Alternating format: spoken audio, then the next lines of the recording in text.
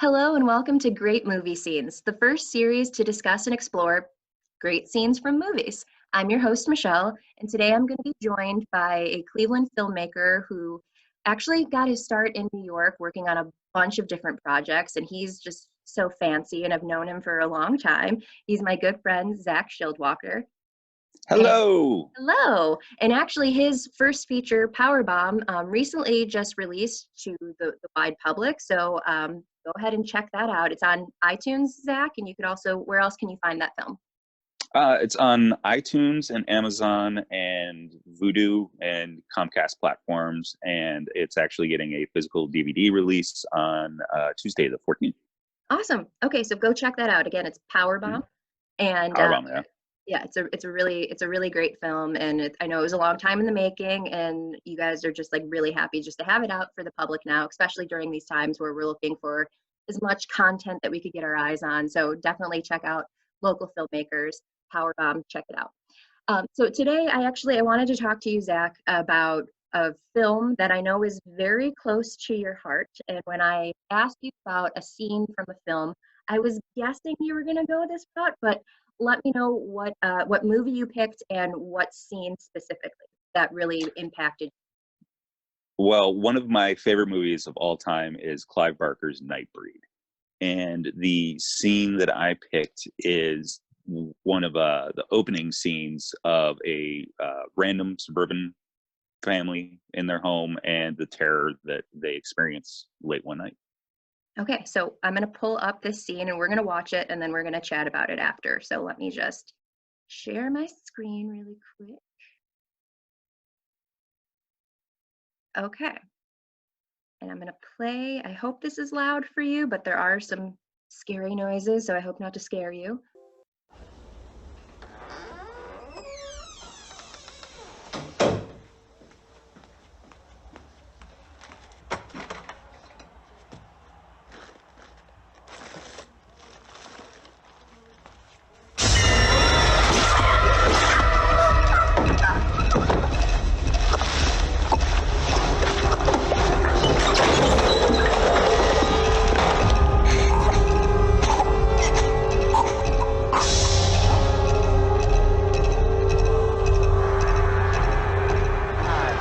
Looking very aggressive. There's the steal by Roberts. Over the loop. Oh, what a save there by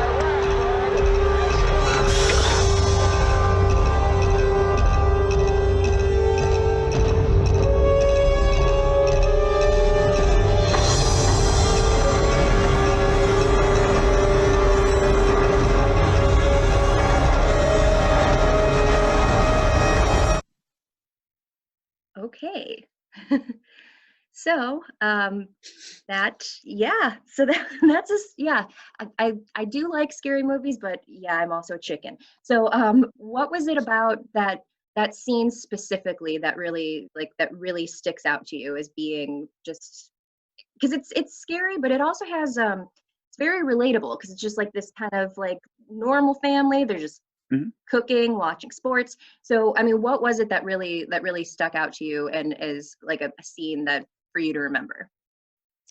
So Nightbreed, I think, as fantastical as it is with humans battling monsters and things like that, it starts off with this very normal family, the suburban family of, this guy looks like Joe the plumber and his, kind of middle-aged wife. She's no frills to her, and they have this son that kind of comes downstairs and says, kind of the boogeyman is here, and she said, no, no, it's okay, go back to sleep. And sure enough, the boogeyman is there and breaks in through the mudroom into the living room. And it's just in terms of slasher killers, masked slasher killers, everybody talks about Jason or Michael Myers or something like that. But Dr. Decker really gets in there and just makes quick work of it. And the artistry and the cinematography, in my opinion, is what makes it so brutal and cathartic at the same time, where you see these three, I think they're oranges that roll across the floor in blood, and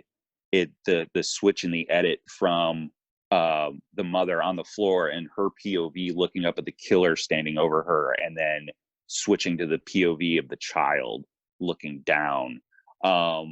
and then just like the little nuances of, setting the mood lighting. The dad thinks that he's possibly going to get lucky while he's watching his hockey game, but no, he gets his throat slit. And I mean, that's just terrifying. And you would think any other point that would be the end of the terror, but then you see the killer start to walk up the stairs towards this completely defenseless child, and just the spindles of the staircase looks like there's nowhere for him to go. He's trapped in a prison of his own home, which is supposed to be the last, kind of fort of protection kind of thing. And it elicits so much terror, and it's a super quick sequence. It's not very long at all, but it's just, it's nerve scraping. Well, and for me, just seeing that scene, it's also like, I have not seen the whole movie, although I've known you for 7 years, and that's the bulk of what you talk about. I still haven't seen the movie, but that scene alone, just the performance from the small kid, I was not sure if he was like just terrified and defenseless and not knowing how to react, but the way his performance of just kind of being emotionless, I almost saw it as like almost like a Damien from The Omen kind of feel of like, wait, is he kind of orchestrating this? Like it's just that scene alone, that's what I took from it. So I don't know. I mean, no spoilers. I will watch the movie, but I mean, just yeah. And you're lucky. There's 3 versions of the film. There's the the theatrical cut, the director's cut, and then the Cabal cut. Oh, okay, cool. So there's quite a lot of history with the film. Like this film, there's footage that was lost for 20 plus years. They did a restoration. It's the film was basically Morgan Creek wanted to be kind of like New Line Cinema. They were the house that Freddie built. Yeah. And so, there's Freddie, there was Jason, there was a slasher fandom at its all-time peak. And they had the guy that did Hellraiser, the guy that did Pinhead. He's going to do a new movie for them and give them this icon. And he turned in this film where humans were the bad guys, and it wasn't really clear. It was more of an ideology that was the villain rather than just a singular person. Okay. And they just didn't get it. They didn't know how to market it. So, they kind of recut it and made this one story. And then they found all this footage that was lost. And it was supposed to be, we always hear about that, DVDs or Blu-rays that have extended scenes, and it's like 5 seconds there, 10 seconds there, stuff to make the MPAA happy. But this was like 40 plus minutes of stuff that completely changes character arcs and story arcs and all that. So, Clive Barker went in and he was able to do a director's cut with the folks over at Shout Factory, and part of their Scream Factory label, and re-delivered this entirely new vision of it. I mean, it's Ryan Murphy like 20 plus years before Ryan Murphy. Like there's a whole song and dance number in it. Like it's wild. And then between both of the discovery of this footage, they made what's known as the Cabal book, or the Cabal cut, which is based on the Cabal book. And it's everything. It's everything from the theatrical cut, everything from the director's cut, everything nuts and bolts, start to finish. Some of the elements are still in like VHS format. They just weren't able to be archived and saved. But it makes it like a 3-hour plus film. Wow. And then there's rumors that they found even more footage. So I'm really excited for this. Like these cuts of this film should not exist, and they do. So, and in my opinion, they're 3 separate films. It's just wildly different. Well, I mean, the way that you describe it, I feel like in 100 years, somebody's going to find like a time vault, and there's just going to be even more footage. Like it just seems like there was just so much content that didn't make the final, cut, but like they still had this plan of like a bunch of different variations of a story. And that's really cool. I think that's kind of rare. I mean, like sometimes you'll hear about like movies or TV shows, they like will shoot an alternate ending, but like I was always under the impression that like it was to kind of chase off anybody who might leak the story. Like I didn't think it was just from like an actual artistic vision of seeing a bunch of different variations to it. But from your perspective, because again, just watching this scene, I can see how this has influenced your filmmaking, because you've done films in the past that are horror, and you know they're scary, but they're also relatable. Like when you did Scum, it was just about a very normal guy, and just he snaps. And you might see me wearing a totally retro pink jumpsuit. We won't talk about that. You were such a trooper Relatable. on that shoot. Like we That had you in the worst jumpsuit. I mean, this thing was like was Easter pink, like pastel pink, like and you had Sammy, your dog, who my was dog. amazing to work with. And then we're shooting in this fluctuating weather that Cleveland is known for this time of year. I mean, it was like snowy and icy, but like just warm enough for it to be muddy too. Oh yeah. Yeah, it was a great concoction of things. But no, it was fun. I mean, it was fun, but it was cool because the whole story of that, it was not, for me at least, and I don't know if you feel the same way, but like I do like horror films, but I like them when they're entrenched in some kind of uh relatability. So like The Mhm. Exorcist, I was just talking about this the other night.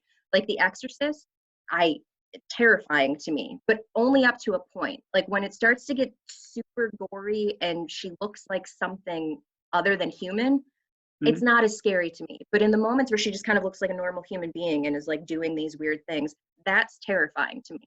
So with this, you know, like you do have this like monster, but like it's just people in their homes and they're just like being normal. And you know, it's not some kind of like fantastical world that you can't relate to. You can relate to being in your home, watching a movie, cooking, and somebody comes in. Like that's what's scary, at least to me. So I mean, Mhm. how do you feel like this movie really kind of informed some of the horror that you went on to make, or other horror films that you went on to just like binge and love?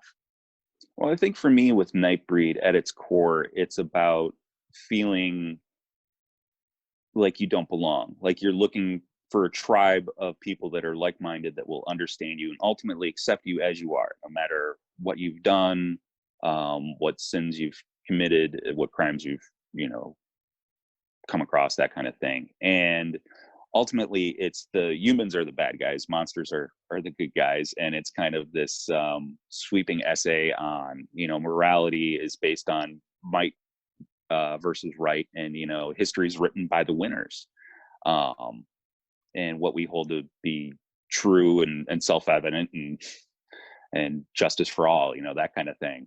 But it deals with such fantastic elements as well. And I think that the film, the artistry is not just in the special effects and the creature design, because it's fantastic. I mean, even, you know, 20 plus years later, 30 plus years later, I believe. But it's just the way that it's shot. And I mean, that opening sequence, you use POV, you use, you know, these amazing inserts and all that. And it's just this quick dance. It's almost like salsa or you know modern tap kind of thing watching that. The film, like it definitely influenced me in terms of working with themes of having something to say beyond just what the characters are talking about. Like what does it mean for these characters to interact? What is it that they want? What is their common goals? What unites them? What divides them? And what's the cost of all of it?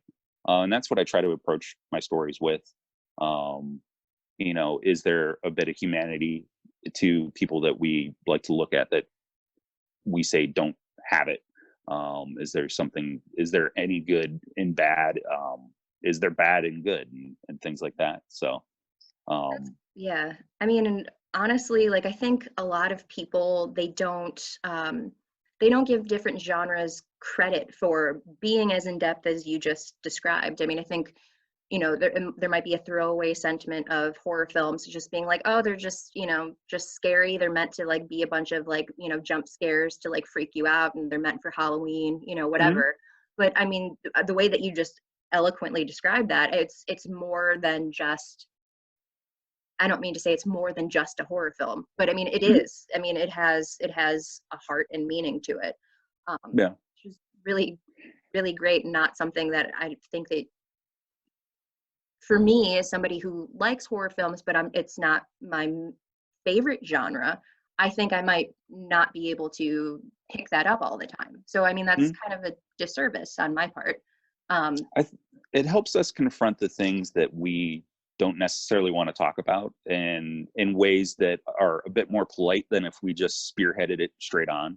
Yeah. Um, and at the same time, as much as I love elevated horror, which is the common uh, nomenclature these days, I mean, I love all the sleaziness of it too. I mean, just blood and TNA. I mean, that's what got me through puberty. You know what I mean? That's Hey. that's the beauty of the horror genre. Like, it swings to both ends of the pendulum of, you know, where you could have something as Oscar winning as, you know, Silence of the Lambs and Yeah. that kind of thing, or, you know, Hereditary or Midsummer or something like that, which is, you know, more art house, to, you know, just the films that I have in my collection, like Hollywood Chainsaw Hookers or Attack of the Killer Tomatoes, or, you know, um, just total cheese. Like, that's the beauty of it. And I think that there's a lot of genres that don't do that, that could. I think comedy is probably the closest to that. Yeah. But yeah, you know, I would love to see that with other filmmakers to kind of embrace those means to tell fun stories in fun ways. I mean, Right. it doesn't all have to be serious, but it does lend itself sometimes, just with the gravity of the situations that these characters find themselves in. Yeah, well, I mean, and you mentioned Ryan Murphy earlier, and I think, you know, I'm a big fan of American Horror Story, and I think he actually was able to like straddle that medium of, you know, some tried and true horror while also making it commercial and relatable and having like really dense and heavy like character arcs. So I Hmm. think he was able to find a way that it's, you know, people who are tried and true to horror, they love it. And then like people who are on the fence, they love it. People who, you know, are not into horror also love it. So he was able to kind of make it relatable. But one last question, because you mentioned and you were talking a lot about the cinematography of the scene that we showed, and you're, you know, mentioning like POV views and everything. Do you think that if there were different cinematographer, like if there was a different cinematographer on the project, or if there were just kind of different, you know, cuts, do you think it could have ruined that scene? Like, do you think the cinematography of that specific scene really was kind of the main character? I would say so, because I think it's, you know, when you mirror it against the genre itself, horror films are always trying to scare their audience. That's what they exist to do.